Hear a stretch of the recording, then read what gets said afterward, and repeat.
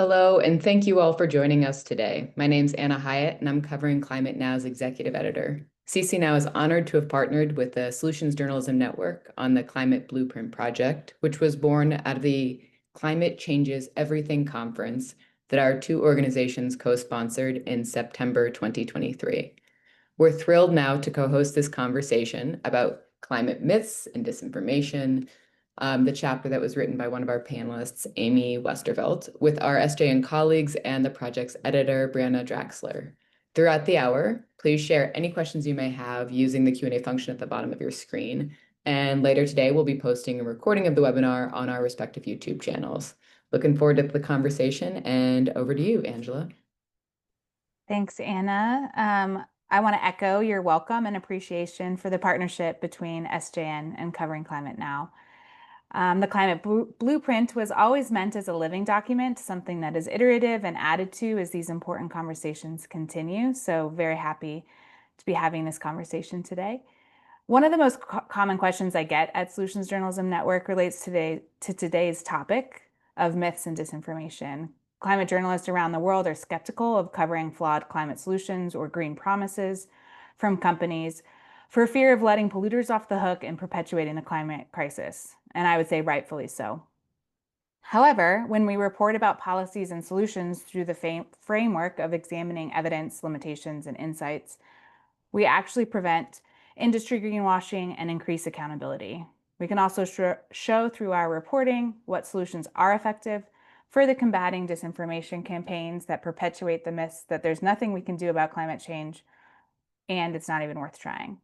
So with that, I'll pass it on to our moderator today, Brianna Drexler, a climate and environment journalist, most recently the deputy editor of Yes Magazine, and also the editor of the Climate Blueprint. Brianna, over to you. Hello. I'm so pleased to be here today to talk about this critical issue of climate myths and disinformation. I appreciate all of you for taking the time to share this hour with us. Today, we have the privilege of speaking with three very talented journalists who specialize in covering climate misinformation, so we can learn from their experience as well as their expertise. So I'll start by introducing them. Aaron Cantú is a reporter for Capital in Maine, where he reports on energy issues, including the fossil fuel industry's influence in California government and the effects of pollution and climate change on marginalized communities. His work for Capital in Maine has been nominated for a dozen awards and earned top honors from the California News Publishers Association, the Sacramento Press Club, the Los Angeles Press Club, and the Society for Environmental Journalists. He was previously a reporting fellow with Type Investigations, filing stories for outlets including The Guardian, The Nation, The Intercept, and Reveal. He lives in Los Angeles. We also have Dharna Noor, who's the fossil fuels and climate reporter at The Guardian US. Before joining The Guardian, she helped launch the Boston Globe's climate team as a writer and producer. Previously, she was a staff writer at Earther, Gizmodo's climate vertical, where she also co-produced a season of the podcast Drilled on the fossil fuel industry's influence on education.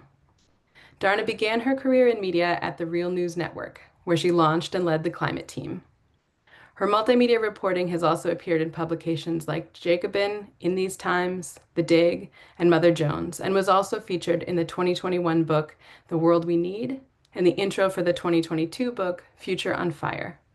She has been interviewed on an array of shows such as PBS NewsHour, Democracy Now!, and NPR's Living on Earth. She lives in Baltimore. And our third panelist today is Amy Westervelt, an award-winning investigative climate journalist who has been on the climate beat for more than 20 years, reporting for a wide range of outlets over the years, including Inside Climate News, The Washington Post, The Guardian, The Nation, The Intercept, NPR, and many more. Despite her move into audio in the past 10 years, Amy still reports and writes regularly for a wide range of publications. In 2023, she was named a Covering Climate Now's Journalist of the Year. Her work has previously received Murrow, ONA, SEJ, Rachel Carson, and Folio Awards, as well as a Peabody nomination.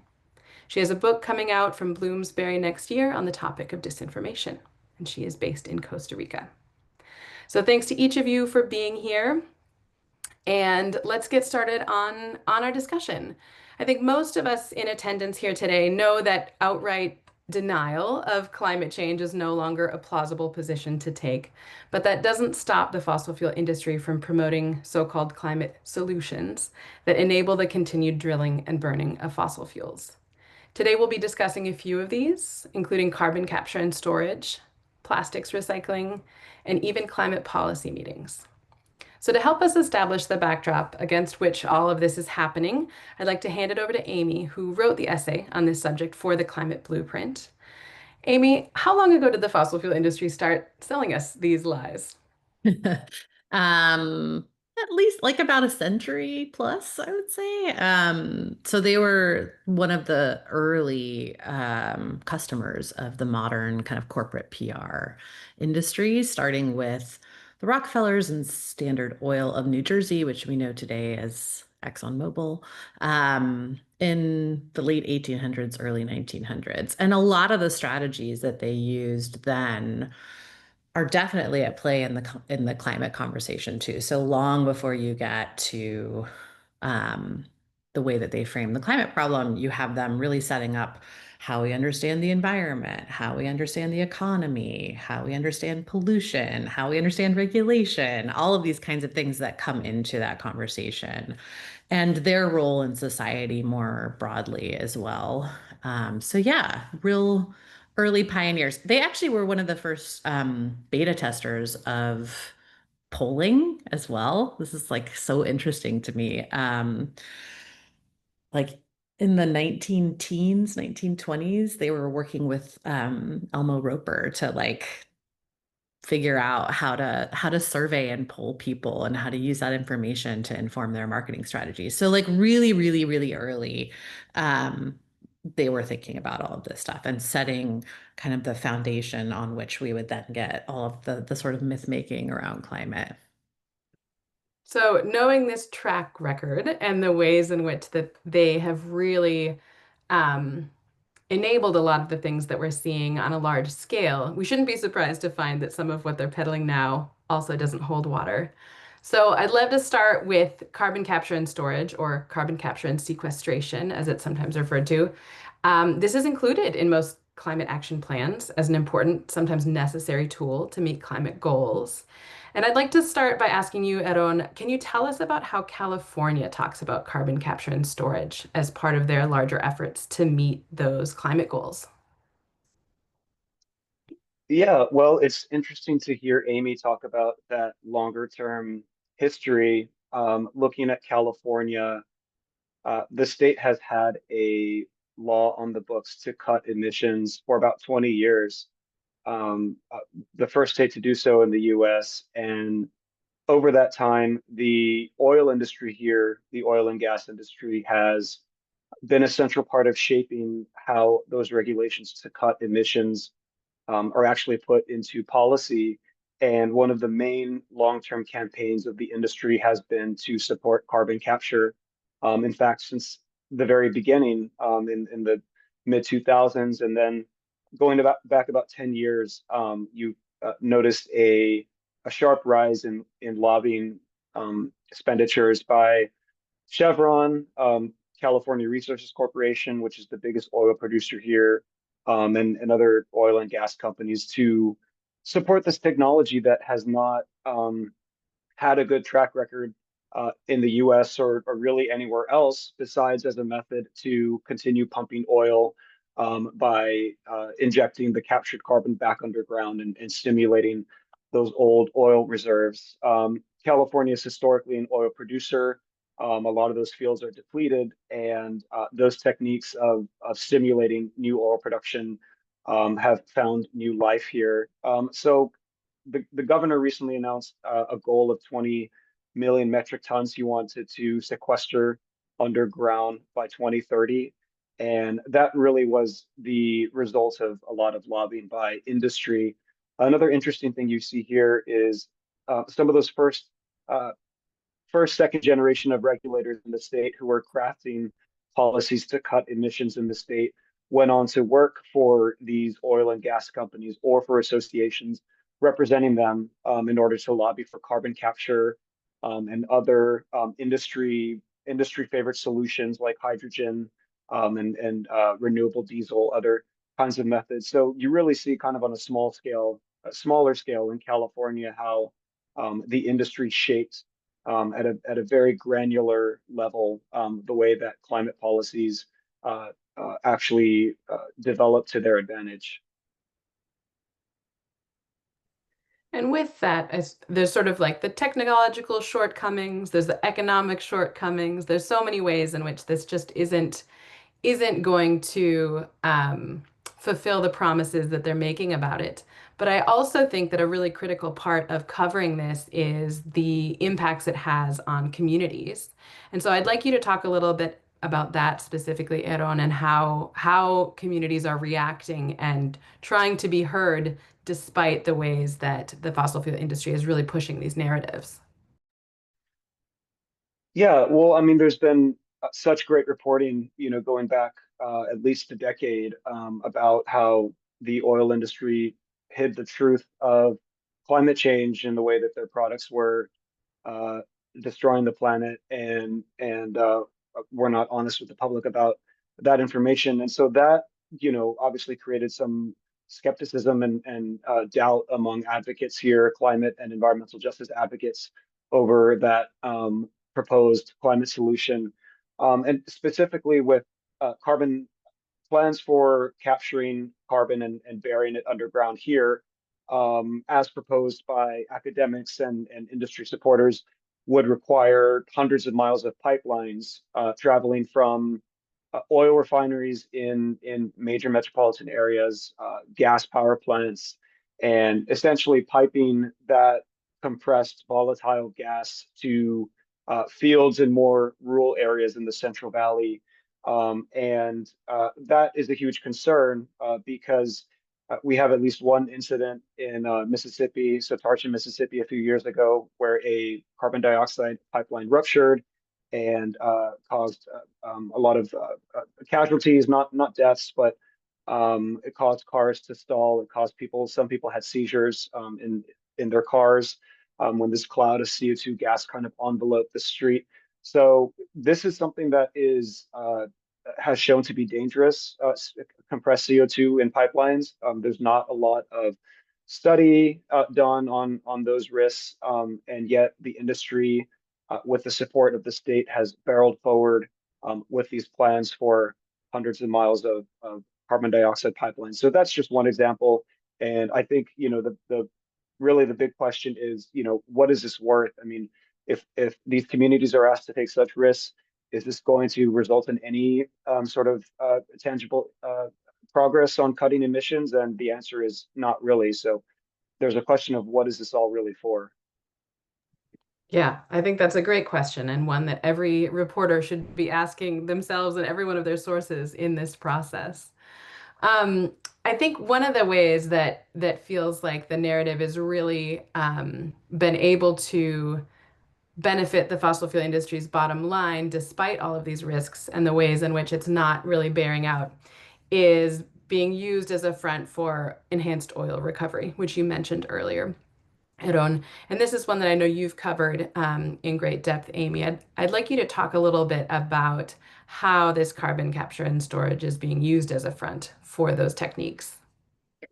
Yeah, I mean, at this point, I consider carbon capture to be a very sophisticated rebrand of an oil production hack. Oil companies have been using carbon capture techniques for enhanced oil recovery since the late 80s. They have been, very familiar with this technology. This is not like some new thing that, they started investing money in because they thought it was a climate solution. It is a very effective way to get the last few droplets of oil out of a dwindling reserve. And in fact, like several of the big, most productive historically US basins are completely dependent on EOR at this point. So the Permian in Texas is a really good example of one of those basins. Howard Ham has been saying for a while that the Bakken is heading in that direction as well. So this is something that the industry has been doing, has known that they're going to need to do more of. And as it started to become something that they could, credibly talk about being somewhat connected to emissions reductions, it started to become more and more like, oh, this is something that we could get a tax break for, which is very clever. It's an expensive process. They need it more and more. And now they've come up with a way to get taxpayers to pay for it by calling it a climate solution. And now they have the Trump administration obliterating the last kind of thin veil between these two things and making the tax credit for permanent sequestration and enhanced oil recovery the same. So there wasn't any monitoring of like who was actually storing carbon permanently and who wasn't before. It was all completely self-reported. The only thing the IRS checks is that you did the paperwork right. The only thing the EPA checks is that it's not invading groundwater sources. So there's like zero checks on this system, and the industry has this really great way to pay for an oil production hack that it needs, and also use it to sell the world on this idea that they're producing or can ever produce zero emissions barrels of oil. So yeah, it's so a real doozy. Yeah, it's quite These guys are smart. No one ever accused them of being dumb.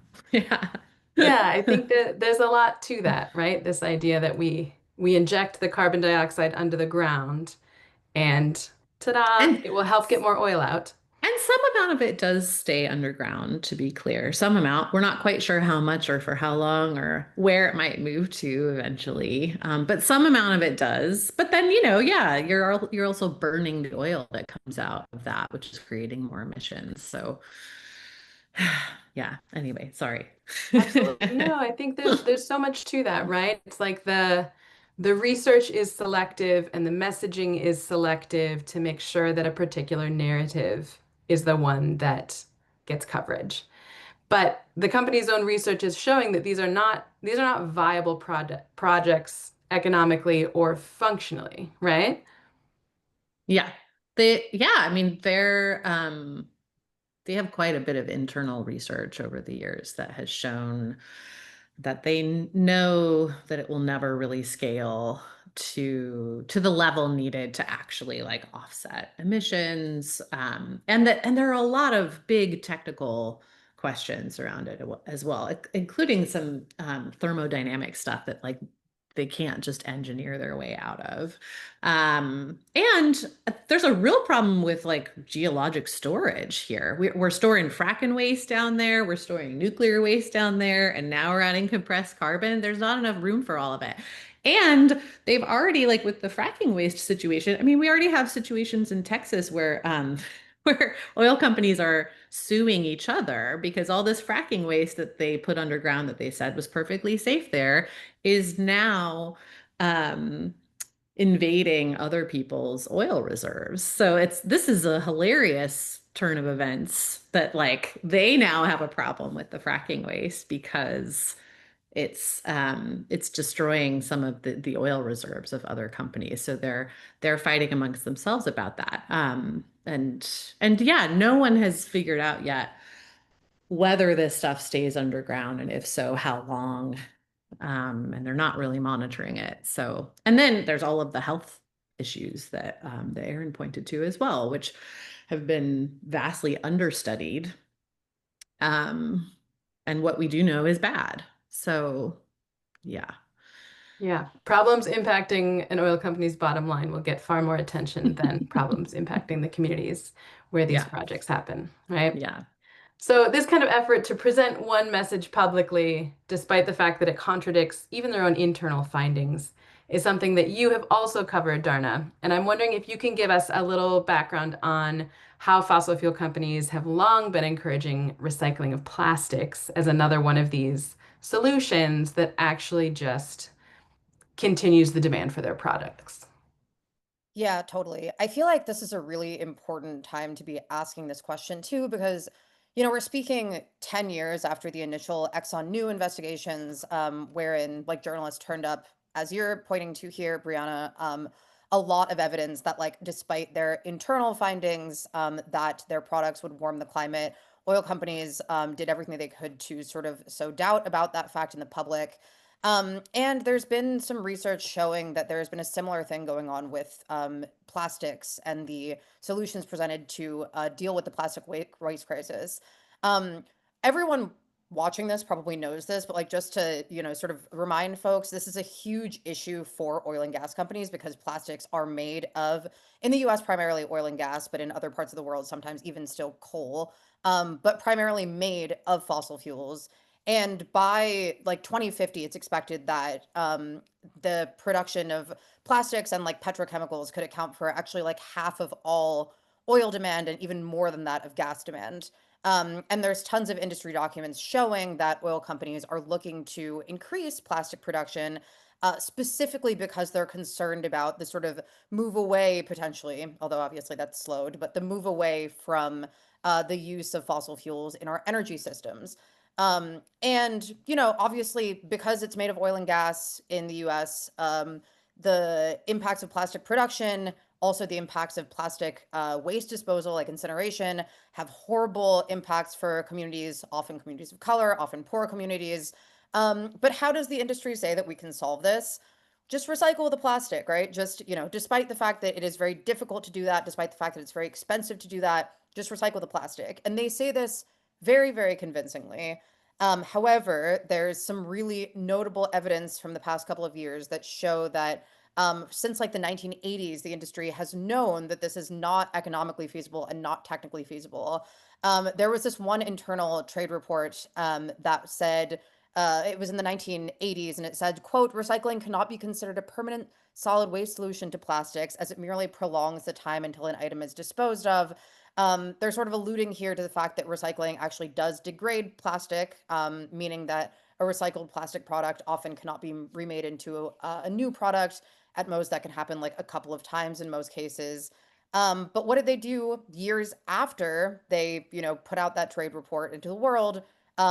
Although, did not really make a big fuss about it. What did they do years after that trade report came out?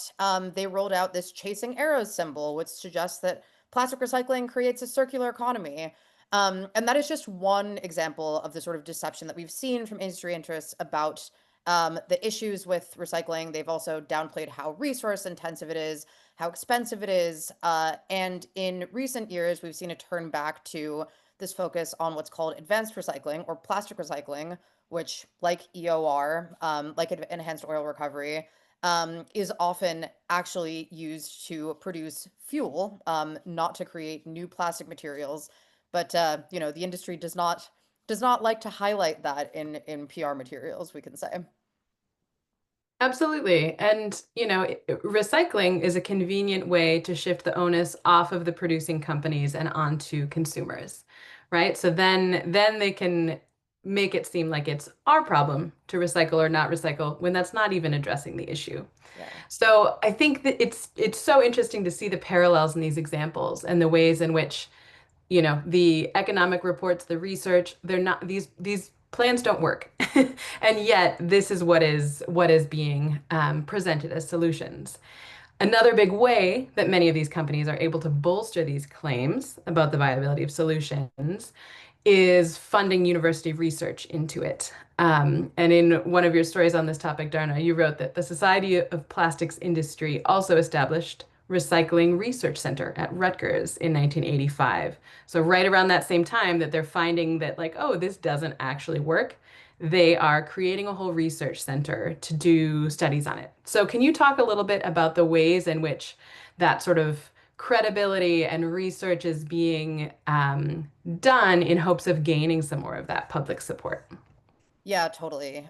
This is a great question, and I think one that Aaron and Amy have both sort of been pointing to also in the ways that like researchers can help to, let's say, shine a spotlight on certain industry-friendly solutions, if we can even call them that. And it's an issue that I think we're sort of seeing more focus on in recent years too.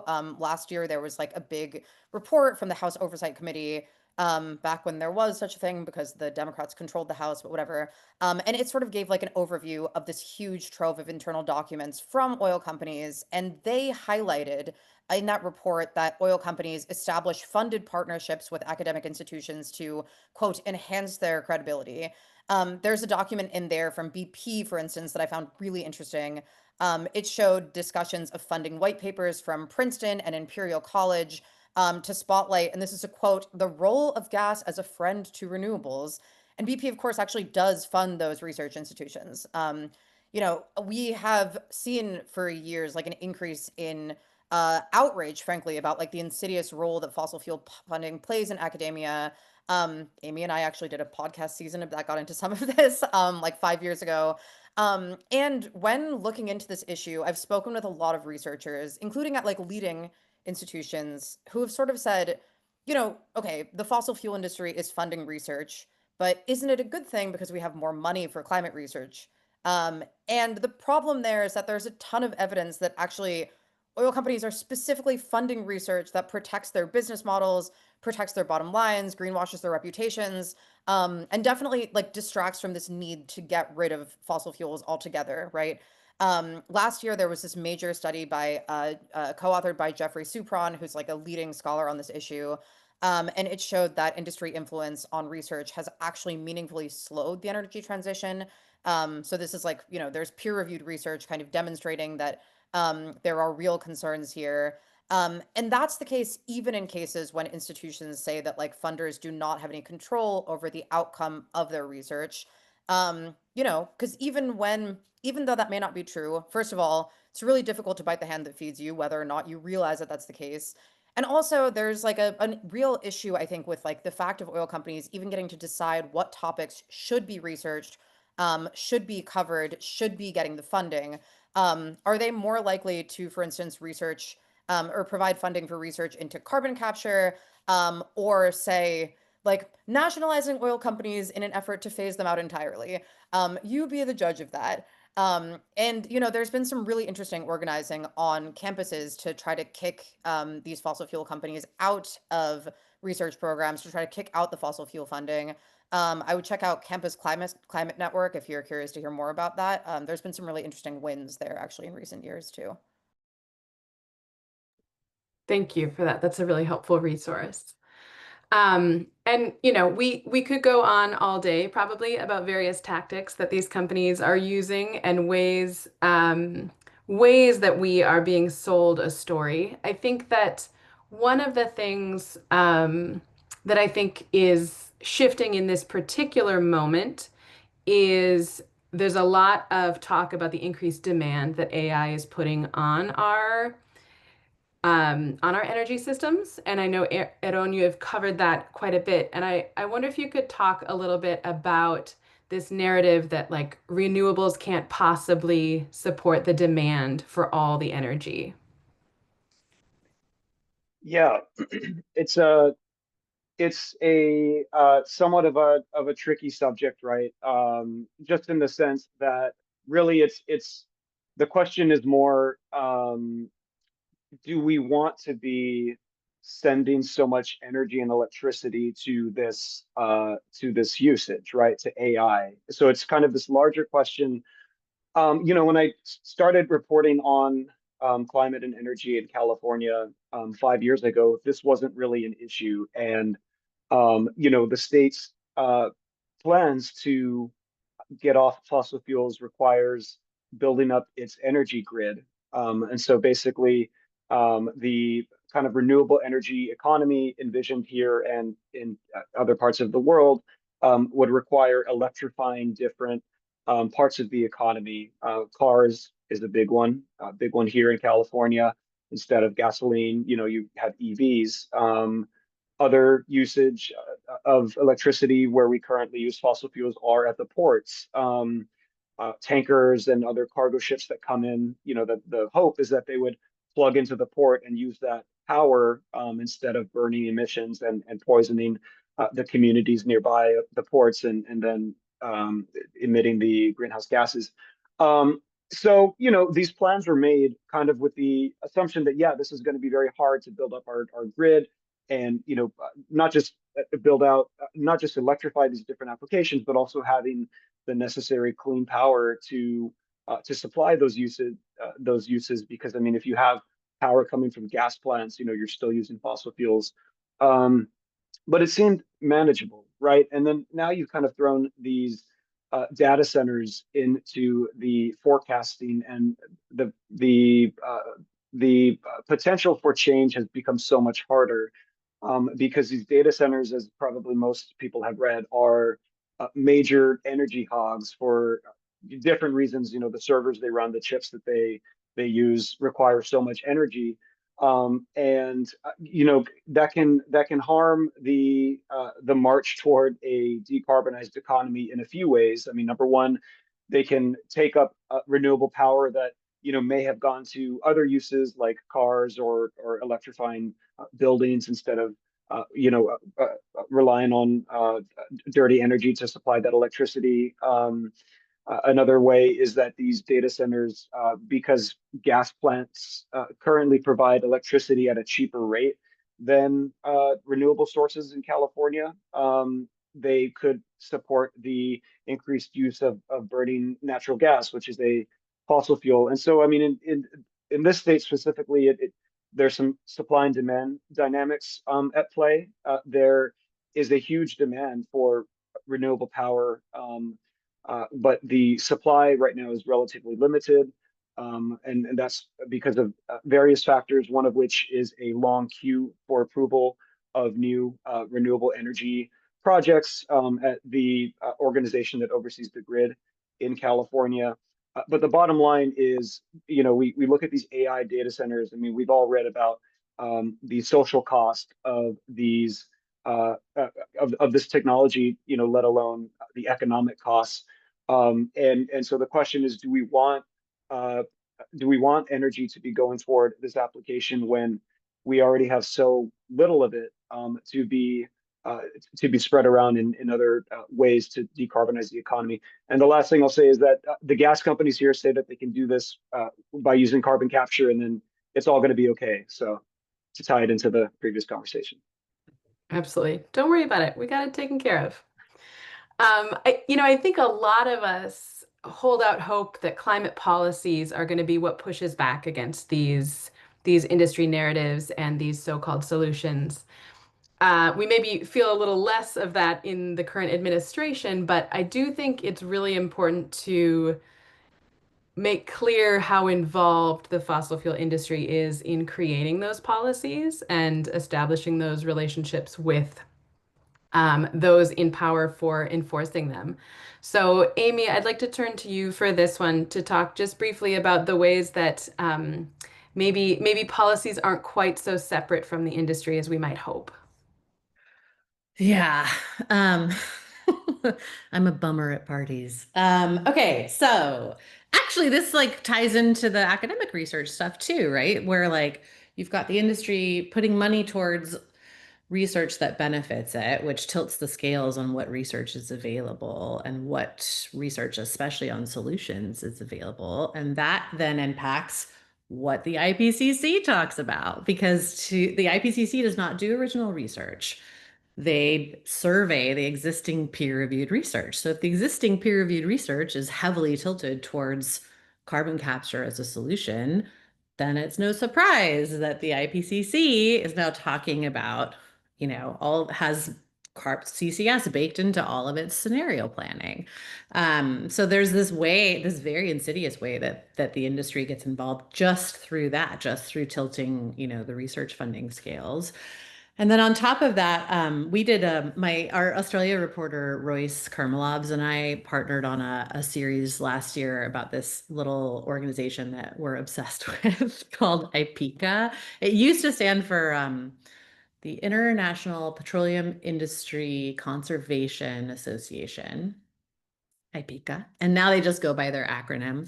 It started out as a tiny little like entity within the UN Environment Program. So this is like in the 70s it started when UNEP was like, oh, we should have these different industry groups to coordinate solutions that the industry needs to be involved with. And they were particularly focused on oil spills at the time. So it was like, oh, well, we're going to need the oil companies to tell us how to coordinate around, rapid response to oil spills and how are we going to get on top of this globally and all of that stuff. But it's very clear, even in IPCA's organizing documents, that they saw it as this is how we're going to keep track of what the UN is talking about in terms of global regulation. Because keep in mind, like, environmental regulation is like one of the first, maybe the first times that we start talking about global regulation of industry. So they were really freaked out by this, like they're like, not only do we have to deal with our own country's regulations, but now we have to deal with this potential, global framework on environmental regulation. So they very much saw it as a way to keep tabs on what they were doing and to, coordinate an industry response to proposals that the UN might come up with. And that is how they infiltrate the COP process from jump. They were there at like both the first IPCC assessment and during the first COP. Many of the oil company executives showed up in these meetings not wearing a badge that said VP of Public Affairs at Exxon, but wearing a badge that said IPCA, UN Observer Organization. And they used that organization for decades to coordinate the industry. You see them having meetings together as IPCA in the lead up to every COP. They're in the lead up to Kyoto. They're having a meeting talking about how they're going to make the economic argument against climate policy. So, yeah, like the effort to curb this at a global level was not a surprise to the industry. They were not caught off guard by it. They were very like aware of it and ready to capture it from the very beginning. So this idea that like, I don't know, like we still hear today, 30 years later, that like these guys need to have a seat at the table or else we're not going to come up with, solutions that work, blah, blah, blah. I'm like, okay, but that is the strategy that we've been trying for 30 years. So like, could we just try like, can we just try one without them? Let's see how it goes. Yeah. Absolutely. Absolutely. I love that idea. So, we've been talking about a lot of the tactics that the industry uses, and now I'd like us to shift gears into the tactics that we as journalists can use to make sure that when we're covering this, we're able to cut through that greenwashing, that PR, to make sure we get to the truth of things. So, Eron, I'd like to start with you. How do you cut through the BS when you're covering the fossil fuel industry and their proposed climate solutions? Yeah, I mean, I think it's the same principle whether you're reporting on this topic or any other, which is to follow the money. I think, the reason that Amy and Dharna talk about the influence of these industries across academia, across climate conferences, the reason is they just have tons of money. Uh, so I would say really just follow that principle. I think another thing that you can do is to examine, if you're looking at a legislature in a state or at the national level, look at some of the lobbyists who are advocating for these ideas.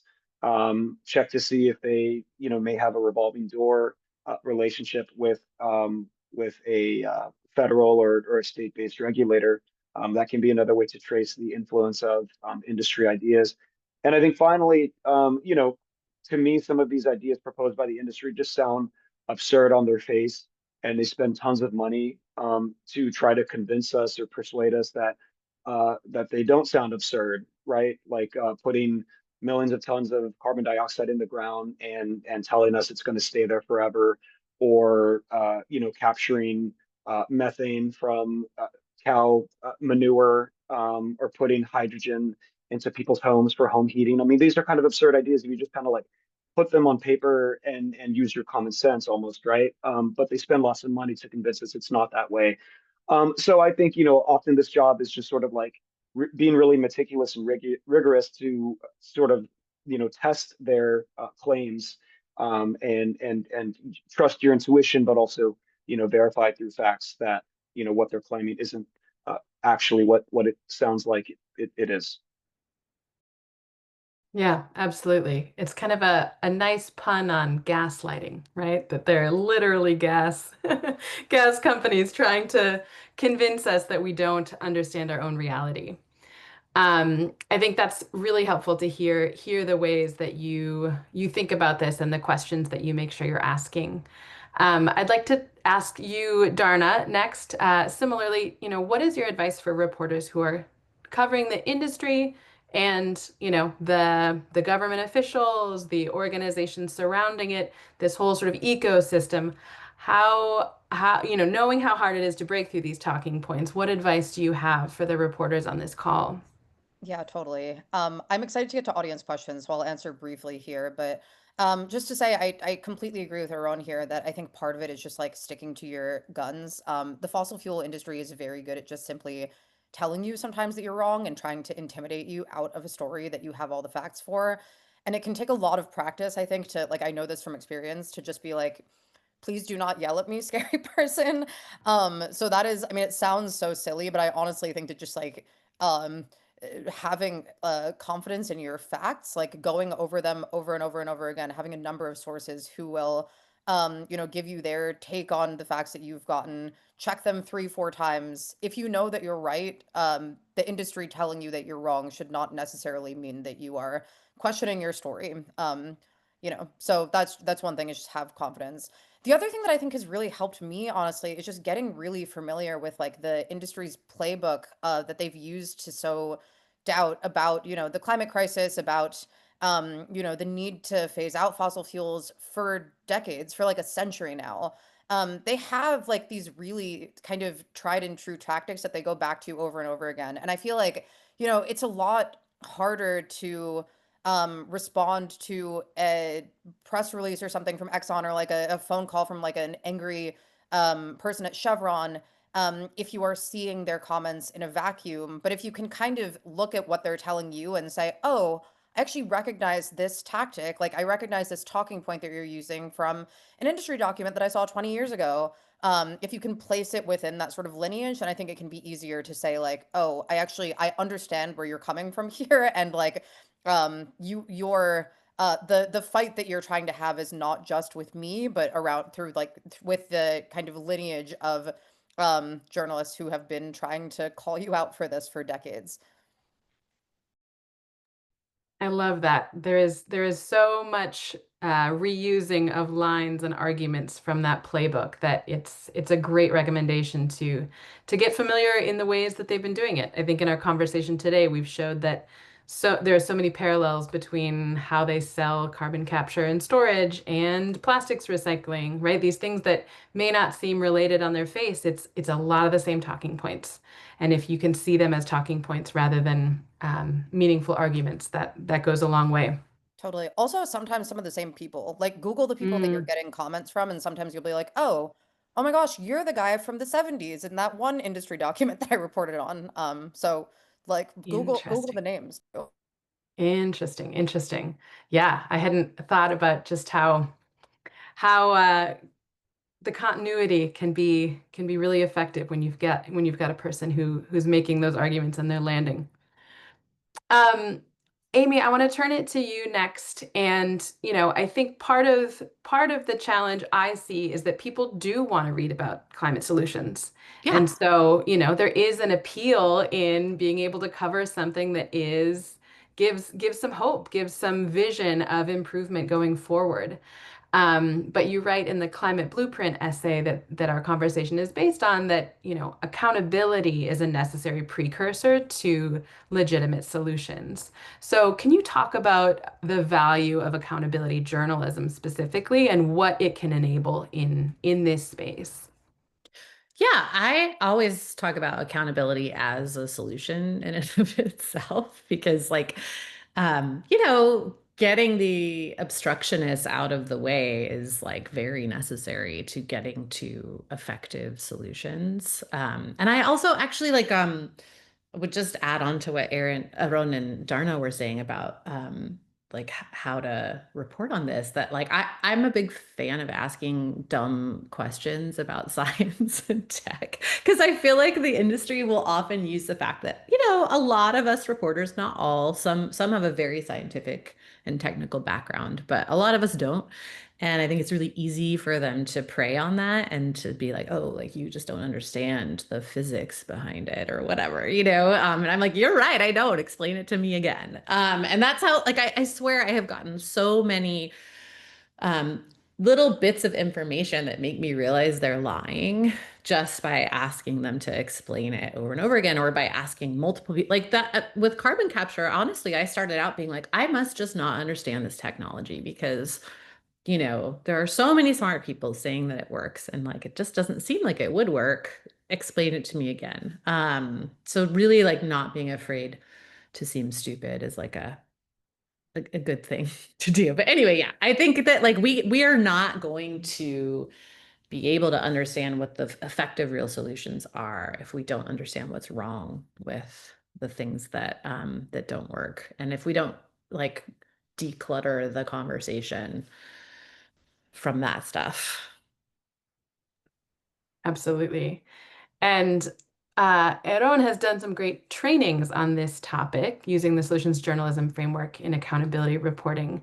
So, Eron, I'd love to have you kind of weigh in with that perspective on this as well, please.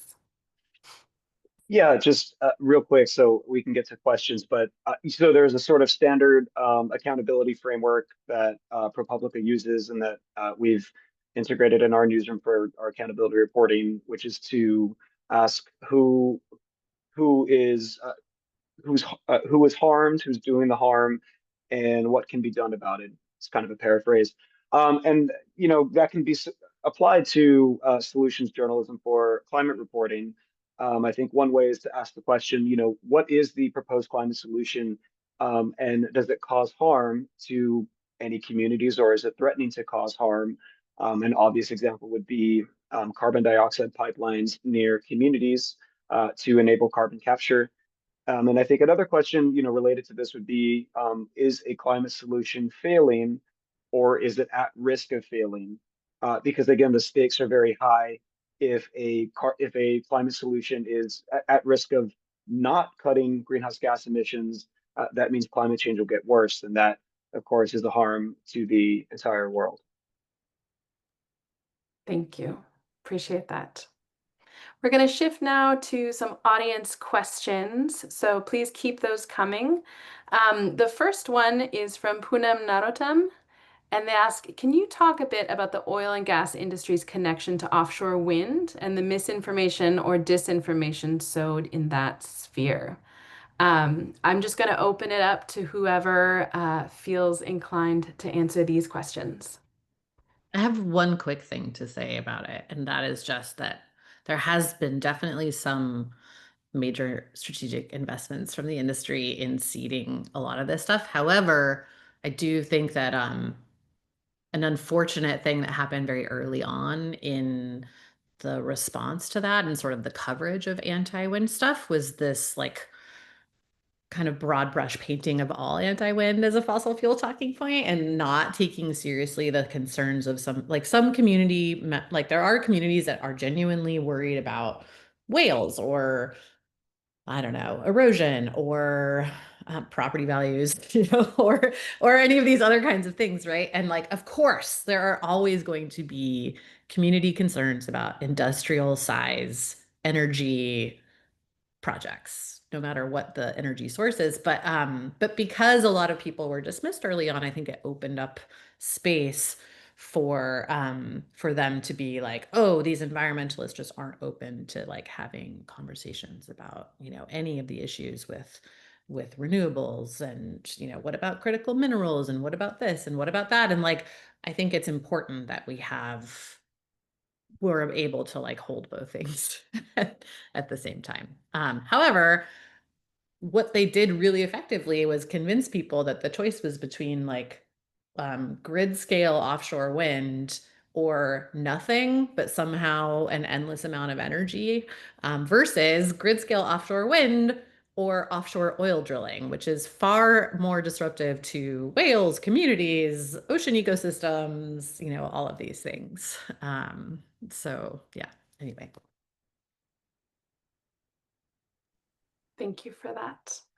Our next question is from Carla Schulte-Fischtig, who asks, what do you think about the discussion about so-called SAFs, which I believe refers to sustainable aviation fuel? I can try to answer that. I think there are a lot of technical challenges when it comes to electrifying or having a battery powered, plane, right? I mean, I will say that sustainable aviation fuel, as it's called, has been another solution favored by the oil industry, and that's because their refineries, in a lot of instances, can be retooled to create that product. Here in California, for example, we had a couple of refineries in the Bay Area that were um, uh, refashioned to produce renewable diesel, which is a bit different from SAF, but that is a fuel that, I mean, again, getting into sort of the way that the industry funds academic research, some studies have shown is cleaner than fossil fuel diesel, but still presents a lot of risks, some of which have to do with the supply line to get, for example, soybean crops that are used as vegetable oil feedstock to create that renewable diesel. And sustainable aviation fuel is made from similar feedstocks and can present similar issues. So, I mean, I think if you are covering the production or the selling of that fuel, I would say just, take it with a grain of salt, what is claimed about its uh, um, ability to reduce greenhouse gas emissions, and to just keep in mind that that is something the oil industry is really in favor of as an alternative to traditional jet fuel.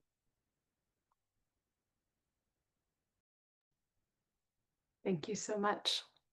Our next question is from Nicholas Cote, who says, would you say you follow the assumption that if the fossil fuel industry advocates for it or spends money to back it up, then it is not a real climate solution? No, I mean, I don't think that that's the case. But I do think that following the money means that like solutions that uh, solutions that have obtained industry funding and industry backing tend to obtain that backing for a reason. I mean, I don't think that that means that like there's no place for instance, like new technology in taking on the climate crisis. I just think it's important to remember that like the industry backs things that's good for the industry. And a lot of the question there, I think, also is about like ownership. I mean, on the topic of like CCS, there's been some really interesting work on not carbon capture exactly, but direct air capture. So like capturing carbon directly from the air in order to actually reduce emissions, and what it would mean for like the public sector instead of private interest to sort of head up those schemes. So I think that there are industry tactics that are that could have a place if the industry is not in control of them. But as Amy said, we are in a place where the industry has been controlling the narrative around a lot of these solutions for decades, and I don't think that we can ignore that.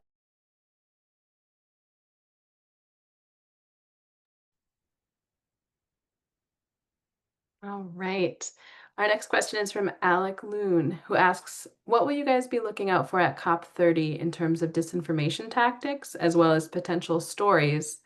Or is it totally irrelevant at this point? Not irrelevant, not irrelevant. I just want to say that. I know I'm going to be looking at carbon capture. The ag industry is huge in Brazil, like probably more so than the fossil fuel industry. So it'll be interesting to see like locally what they're getting up to on the ground, especially around SAFs and biofuels in general. And I think that it'll be interesting to see who carries water for the US, since the US negotiators won't be there. Who picks up the torch of not wanting to pay climate reparations or ever phase out fossil fuels? My vote is Saudi and Europe. But yeah, we'll see. Totally. Maybe Canada, maybe Norway, Australia. Yeah. Um, Yeah. The other thing is, like, I think it's particularly interesting this year because the Brazil government has actually placed misinformation on the agenda for the first time ever. And so I feel like, I mean, there's some debate to be had about like how much hypocrisy itself creates a story, but I do think that, like, the fact of misinformation being called out, I would hope should bring a little bit more attention to misinformation and disinformation that's being spread within the conference halls, which, I mean, that always happens. So I think even And more the to look out for it. Totally. And the UN information integrity people like really want to see something in the final document that Yeah, touches on that, which actually would be a really big deal. So totally. yeah. Yeah.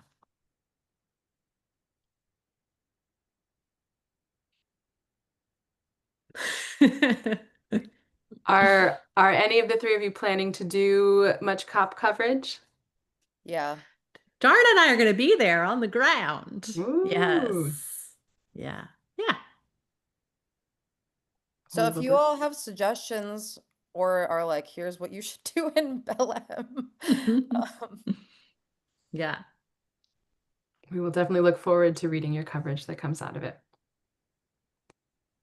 All right, it looks like we have about time for maybe one more question. So if you want your question asked, this is your last chance.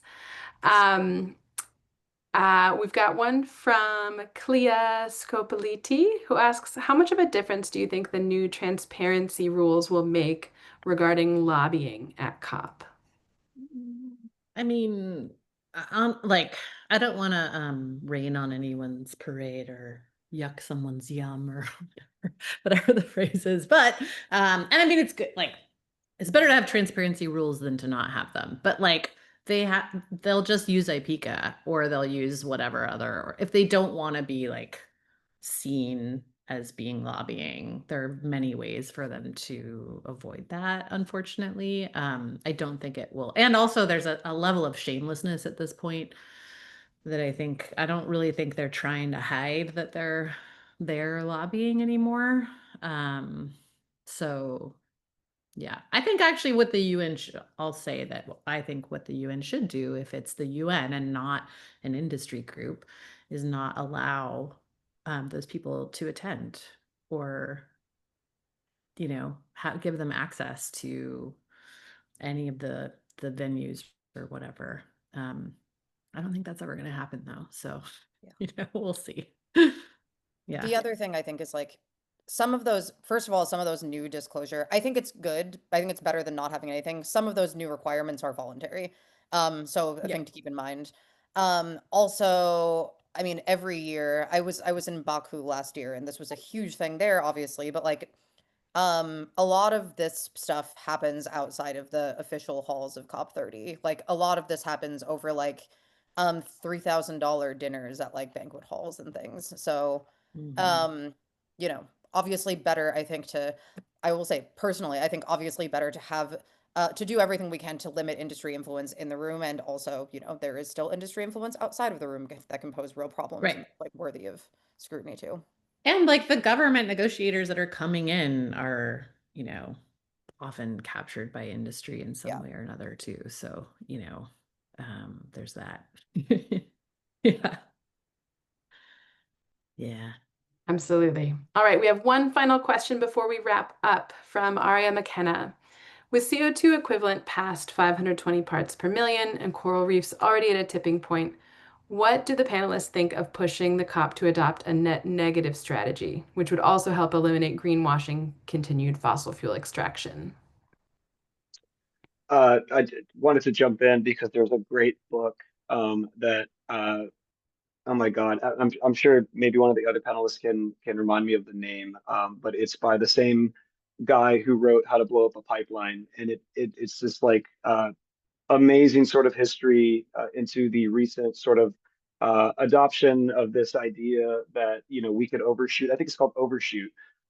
This idea that we could overshoot the 1.5 Celsius degree of warming for a few years and then bring it back, and everything would be okay. And so, I mean, again, it's one of those on its face kind of absurd ideas that, but that so much money has been invested in over the years. So many people's careers, depend on this idea of making this unreality um, part of reality. I would just really recommend it because I think I want to hear what the other panelists have to say, but the concept of sort of net negative, I feel in my own reporting and in Andreas Malm's book, that's the Overshoot book, and other things I've read, it can be a bit of a red herring to actually just reducing emissions in the here and now.